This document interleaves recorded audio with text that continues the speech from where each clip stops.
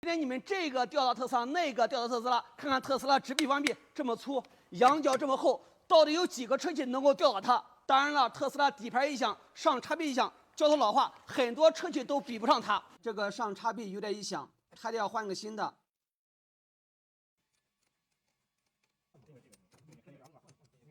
特斯拉底盘一响，就是摆臂胶套老化造成的。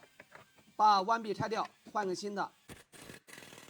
把直臂拆掉，换一个新的。